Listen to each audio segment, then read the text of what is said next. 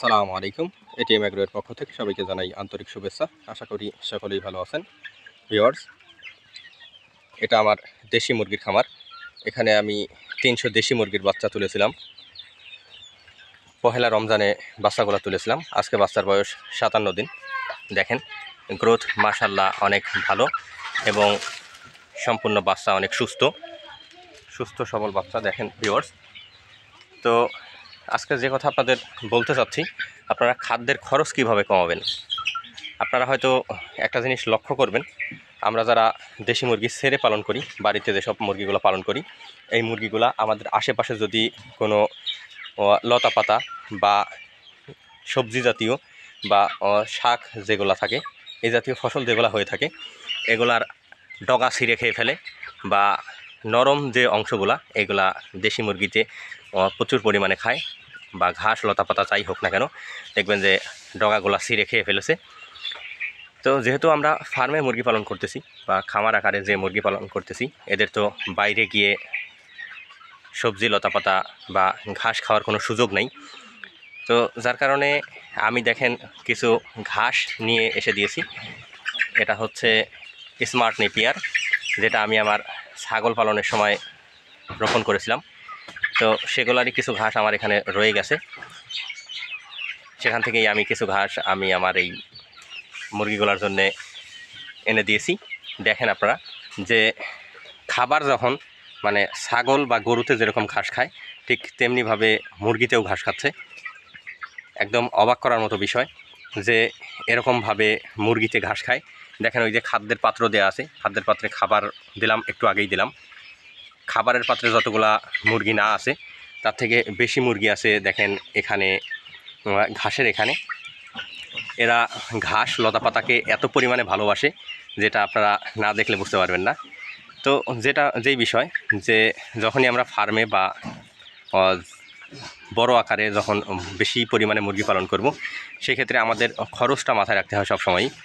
খরচ কমানোর জন্যে খাদ্যর খরচ যখন আপনি কমাতে পারবেন, তখনই আপনি লাভবান হতে পারবেন বা আপনার মুরগি পালনে যে কস্টিং খরচটা অনেক কমে যাবে। যেমন মনে করেন যে আমি যে খাদ্যগুলো দিচ্ছি বর্তমানে আমার মুরগিগুলোকে, এখানে আমি ফিড হালকা পরিমাণে দিচ্ছি, একদমই কম। এখানে মিক্সার করা আছে ভুট্টা ভাঙা, গম, ধান, চাউল, খুদি, এগুলা সবই মিক্সার করা হয়। যার মধ্যে গম একটু বেশি পরিমাণে মিক্সার করা হয়, বাকিগুলা অল্প পরিমাণে। এছাড়া আমি এই যে প্রতিদিন এরকম এদেরকে ঘাস দিয়ে থাকি। এর আগেও আমি ঘাস দিয়েছিলাম, তখন ওই যে খোলা অবস্থায় এরকম সারানো অবস্থায় দিয়েছিলাম, সেগুলা শেষ হয়ে গেছে। যার কারণে আমি এই যে দেখেন এখন এই যে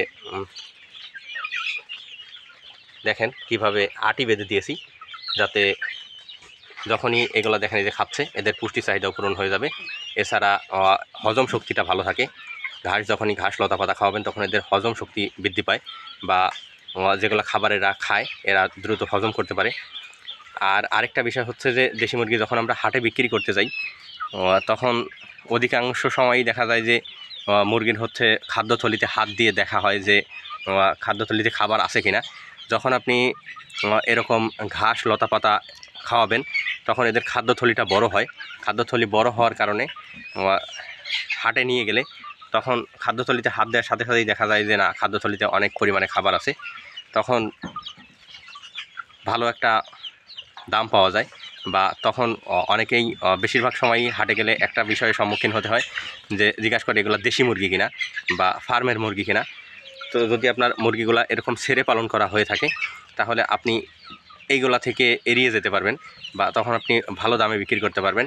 যখনই ফার্মের মুরগি বলা হয় বা হাটে যখন যখন বেশিরভাগ লোকই যেটা মনে করে যে ফার্মের মুরগিগুলো দেশি মুরগি নয়, তারপরেও আমার কাছে মনে হয় যে বাইরে ছেড়ে পালন করার জন্য হলেও ফার্মের মুরগিগুলাই ভালো।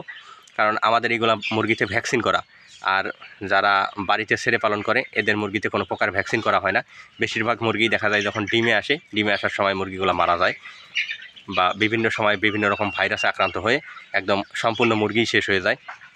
যার কারণে আমি মনে করি যে বাড়িতে পালার জন্য হলেও ফার্মের মুরগি পালন করা উচিত বা যেগুলো মুরগি ভ্যাকসিন করা আছে, ভ্যাকসিনেশন কমপ্লিট করা মুরগিগুলো পালন করলে তাহলে অন্তত ভাইরাস থেকে মুক্তি পাওয়া যায়, বা ছোটোখাটো রোগ যেগুলো হয়ে থাকে সেগুলা খুব দ্রুত ছড়ায় না, এটা নিয়ন্ত্রণ করা সম্ভব হয়। যার কারণে আপনারা যারা দেশি মুরগি পালন করেন, বা যদি দেশি মুরগি পালন করেন, তাহলে আমি মনে করি যে যেগুলা মুরগি ভ্যাকসিন করা সেগুলা মুরগি আপনারা পালন করতে পারেন, বা আপনারা যদি খামার করে থাকেন তাহলে অবশ্যই আপনারা ভ্যাকসিনটা কমপ্লিট করবেন। আসসালামু আলাইকুম।